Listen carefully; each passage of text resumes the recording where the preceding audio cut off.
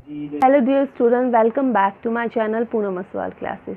तो आज हम फर्स्ट स्लाइड की बुक का चैप्टर ग्लिम्स ऑफ इंडिया करेंगे, जिसके 3 पार्ट है, a baker from Goa, Coorg and tea from Assam. तो हम सबसे पहला पार्ट करेंगे अ बेकर फ्रॉम गोवा। यानी बेकर किसे बोला जाता है? जो कि ब्रेड, डबल रोटी ये बनाते हैं, उनको बेकर कहा जाता है। और कहाँ के बारे में है? गोवा के बारे में है। तो चैप्टर स्टार्ट करते हैं।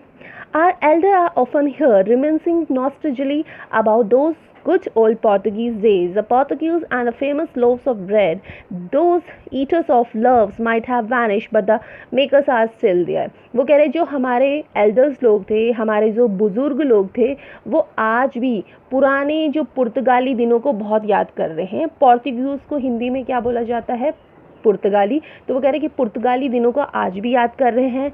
पुर्तगाली की जो फेमस चीज़ थी वो क्या थी? डबल रोटी यानी ब्रेड थी। तो वो कह रहे हैं कि जो डबल रोटी थी यानी जो ब्रेड खाने वाले थे वो आज शायद नहीं रहे हैं, मगर बनाने वाले आज भी हमारे बीच में है। We still have amongst us the mixer, the moulder and those who bake the loaves. Those age-old, time-tested furnaces still exist. The fire in the furnaces has not been extinguished. The third and jingle of the traditional baker's bamboo heralding his arrival in the morning can still be heard in some places. Maybe the father is not alive, but the son still carries on the family profession. These bakers are even today known as pedder in Goa.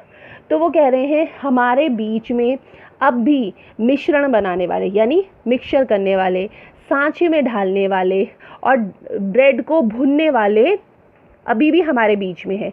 वो कह रहे ये युगो मतलब पुराने समय में एक जांची परखी क्या होती थी? भट्टियाँ होती थी, जिसमें ब्रेड को कैसे बनाया जाता था? पहले मिश्रण किया जाता था, सांचे में डाला जाता था, फिर ब्रेड को भूना जाता था। तो वो कह रहे हैं जो भट्टियाँ थी, उन भट्टियों की आग अभी भी नहीं बुझी हुई है। चैप्टर में बोला जा रहा है, वो कह रहे हैं कि बेकर के पास एक क्या होता था?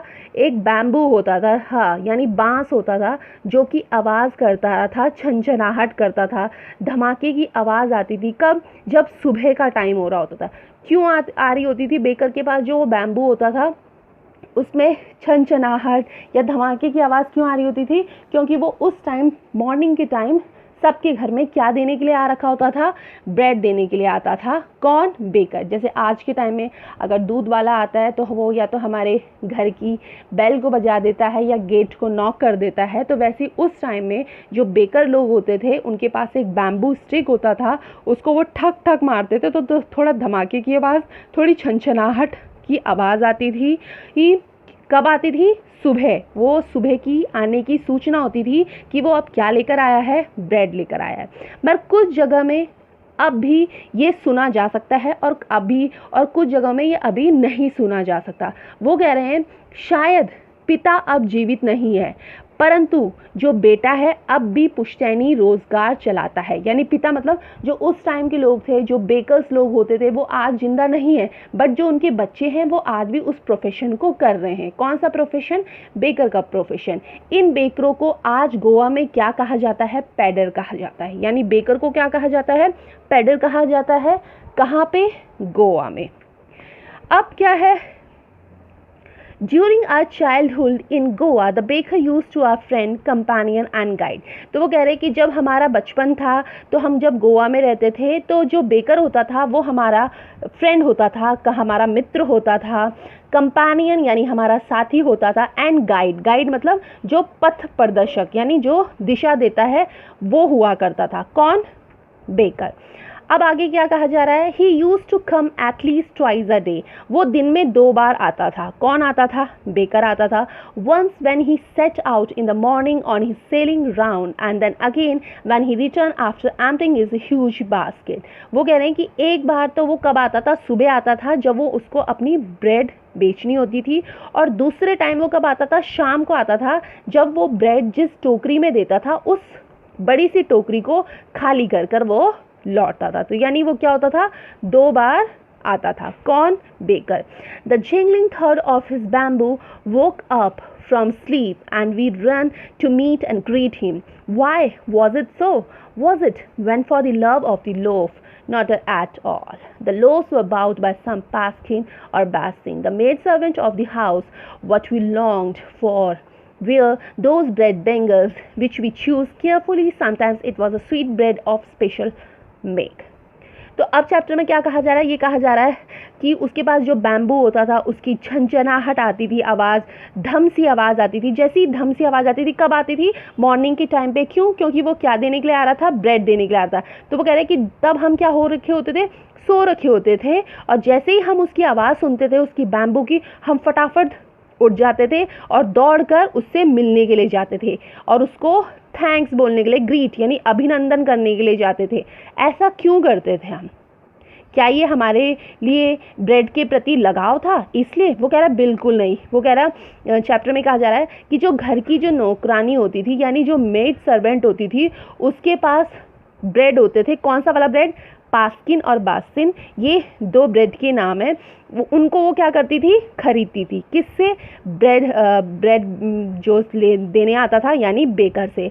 हाँ, वो कह रहा है कि जब हम छोटे हुआ करते थे, कौन यानी ऑथर कह रहे कि जब हम छोटे हुए करते थे तब हमें क्या बहुत अच्छी लगती थी? कौन सी ब्रेड अच्छी लगती थी? ब्रेड बेंगल्स अच्छी लगती थी. ये सारे के सारे क्या है? ब्रेड के नेम है. जो मेड सर्वेंट है वो बेकर से पास्किन और बास्टिन ब्रेड लेती थी. और ऑथर बोल रहा है कि जब हम छोटे हुआ करते थे तो हमें ब्रेड बेंगल्स की बहुत इच्छा होती थी जो हम सावधानी से चुनते थे. कई बार खास तरीके से बनी हुई एक मीठी ब्रेड भी उनको मिलती थी. किनको? ऑथर को. The baker made his musically entry on the scene with a jhang jhang sound of his specially made bamboo staff. One hand supported the basket on his head and other banged the bamboo in the ground. We would greet the lady of the house with. तो अब क्या बोला जा रहा है? अब ये बोला जा रहा है कि जो बेकर था, हाँ, बेकर जब भी एंट्री करता था, एंट्री मतलब जब वो सुबह सुबह आता था तो एक म्यूज़िकल एंट्री होती थी उसकी. म्यूज़िकल एंट्री क्यों होती थी? क्योंकि उसके पास एक बैम्बू होता था और बैम्बू से वो जो बनी हुई जो वो छड़ी हुई होती थी उससे आवाज़ आती थी जंग जंग जंग. ठीक है. अब वो कहता है, ऑथर कहता है, one hand supported the basket on his had and other bang the bamboo on his ground. तो वो कह रहा है कि जब बेकर आता था उसकी एंट्री म्यूजिकली होती थी तो एक हाथ उसके सिर पर रखी हुई टोकरी पर होता था. क्यों? क्योंकि बेकर के सर पे क्या होती थी? टोकरी होती थी जिसमें बहुत सारे ब्रेड होते थे और वो सबके घर देने आता था. तो उसका एक हाथ कहाँ होता था? सर पे होता था. और दूसरा कहाँ होता था? दूसरा उस बैम्बू पे होता था जिस बैम्बू से वो क्या करता था? ज़मीन पर मारता था और एक म्यूजिकल एंट्री देता था. अब क्या होता है? We would greet the lady of the house with good morning and then place his basket on a vertical bamboo. अब वो क्या कह रहा है? वो ये कह रहा है कि जो घर की मालकिन को वो क्या कहता था?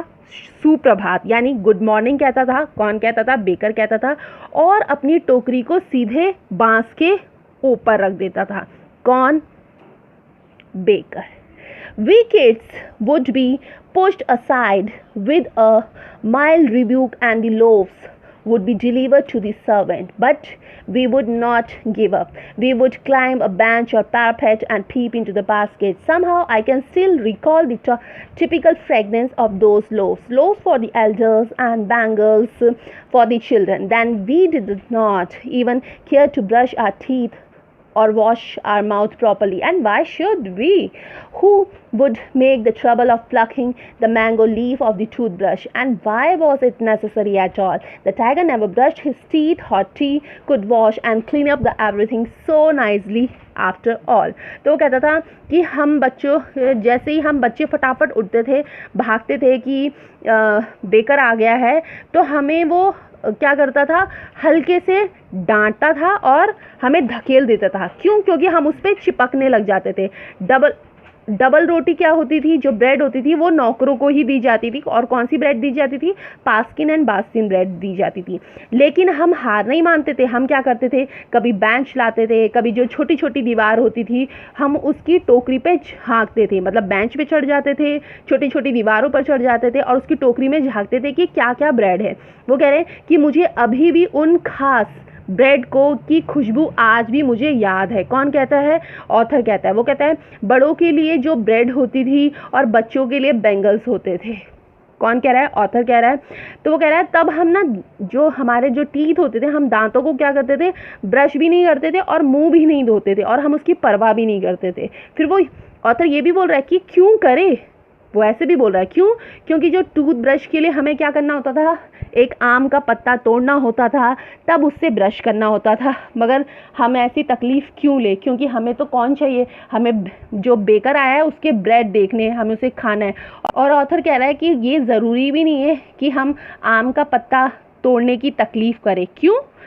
क्योंकि वो कह रहे हैं कि शेर कभी अपने दांतों को ब्रश नहीं करते। हम सिर्फ क्या करते थे? जो हमें हॉट टी दी जाती थी, गर्म चाय दी जाती थी, हम उसी से धोकर अपने टीथ साफ़ कर देते हैं। तो इसलिए इसमें जो ये ऑथर ने जो बात की है वो क्या की है?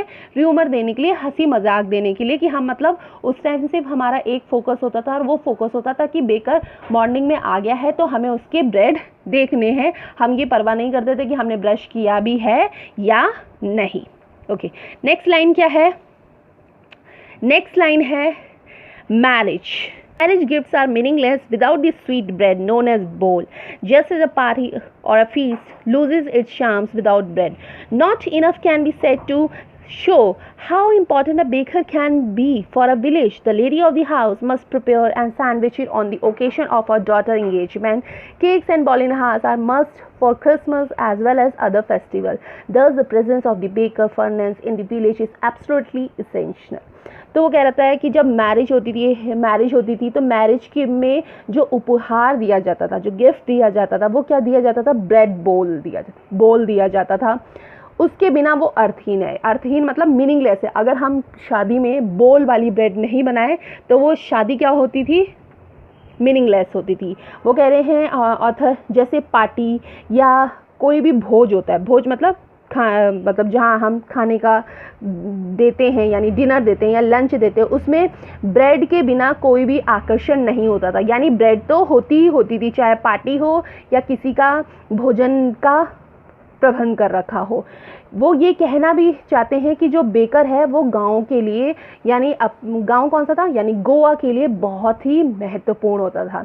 वो कह रहे हैं, ऑथर कह रहे हैं कि जो घर की जो औरत होती थी, जो लेडी ऑफ द हाउस होती थी, अगर उसकी डॉटर की इंगेजमेंट होती थी तो उस इंगेजमेंट में कौन सी ब्रेड बनती थी? सैंडविच ज़रूर बनाते थे। और कह रहे हैं केक होता था, बॉलिना होता था, जो कि क्रिसमस में और दूसरे उत्सवों यानी अदर फेस्टिवल में भी ज़रूरी होते थे। तो इस तरह से गांव में जो बेकर की भट्टी है उसकी उपस्थिति आज भी बहुत ज़रूरी है। कौन कह रहा है? ऑथर कह रहा है। यानी कुल मिलाकर ऑथर ये बोल रहा है कि मैरिज हो तो मैरिज में बोल वाले ब्रेड बनते थे, जो अगर नहीं बनते थे तो वो शादी को मीनिंगलेस माना जाता था। अगर किसी लेडी की बेटी की सगाई हो रही है तो सैंडविच ज़रूर बनाते थे। अगर कहीं पर क्रिसमस पार्टी है या कहीं पर दूसरे अदर फेस्टिवल है तो एक ब्रेड बनाया जाता था जिसका नाम बॉलिना होता था और केक ज़रूर बनाया जाता था। तो वो इसीलिए कह रहे हैं कि गांव में जो बेकर की जो भट्टी है वो आज भी बहुत ज़्यादा उपस्थित है और आज भी बहुत ज़्यादा ज़रूरी है। नाउ नेक्स्ट लाइन क्या है? It was a single piece, long frock reaching down to the knee. In our childhood, we saw baker wearing a shirt and trousers which were shorter than a full length, once and longer than half pants. Even today, anyone who wears a half pant which reaches just below the knees invites the comment that he is dressed like a peddler. वो कह रहे हैं जो baker होता था यानी bread बेचने वाला होता था, उनकी उस टाइम में बहुत ही अजीब सी पोशाक होती थी और जिस पोशाक को कबाई बोला जाता था वो घुटनों तक तो क्या होता था? लंबा सा फ्रॉक की तरह होता था। तो वो कह रहे हैं कि हम अपने बचपन के दिनों में क्या कर रहे हैं? बेकर को देखते थे कि उसने कमीज पहनी है और पैंट पहनी है। वो पैंट कैसी थी? पूरी लंबी नहीं थी, वो थोड़ी छोटी होती थी, यानी हाफ पैंट से लंबी होती थी और फुल पैंट से छोटी होती थी। किसकी पोशाक बता रहे हैं? वो बेकर की पोशाक बता रहे हैं। वो ये भी बोल रहे हैं कि आज भी यदि हम किसी ऐसे इंसान को देखते हैं जिसकी पैंट नी से तो बड़ी हो बट उसके एंकल से छोटी हो तो हम उसको क्या कहते हैं? हम कहते हैं कि ये तो पैडर वाली ड्रेस उसने पहन रखी है। नाउ नेक्स्ट लाइन क्या है? The baker usually collected his bills at the end of the month. Monthly account used to be recorded on some walls in pencil. Baking was indeed a profitable profession in the old days. The baker and his family never starved. His family and his servant always looked happy and prosperous. This plum physics was an open testimony to his. Even today, my person with a jackfruit like a physical appearance is easily compared to a baker. वो कह रहे हैं कि baker महीने के यानी month के last में अपना बिल लेता था. क्यों? क्योंकि वो हर दिन क्या कर रहा है, बेकर क्या देने आ रहा है, ब्रेड देने आ रहा है, तो वो पैसे तो लेगा ही. तो वो हर महीने मंथ के लास्ट में क्या लेता था, अपना पैसा लेता था यानी बिल लेता था. और बिल को कहाँ लिखता था, वॉल में लिखता था, पेंसिल से लिखता था. यानी जिस घर में वो ब्रेड देता था उस घर के बाहर जो वॉल होती थी उसमें वो अपना बिल लिख देता था. और वो कह रहे हैं कि जो बेकर का प्रोफेशन है वो बहुत ज़्यादा प्रॉफिटेबल है यानी बहुत ज़्यादा लाभदायक है.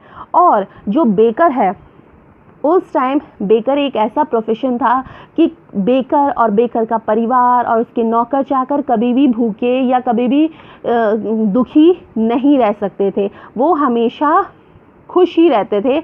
कौन? बेकर. यानी उस टाइम बेकर का प्रोफेशन इतना अच्छा था. और वो कह रहे हैं वो ऐसा हमें क्यों पता चल रहा है कि बेकर का प्रोफेशन उस टाइम बहुत अच्छा था. क्यों? क्योंकि उनका जो फिजिक्स था यानी उनकी जो बॉडी थी वो बहुत ज़्यादा अच्छी हुआ करती थी. कैसी अच्छी हुआ करती थी?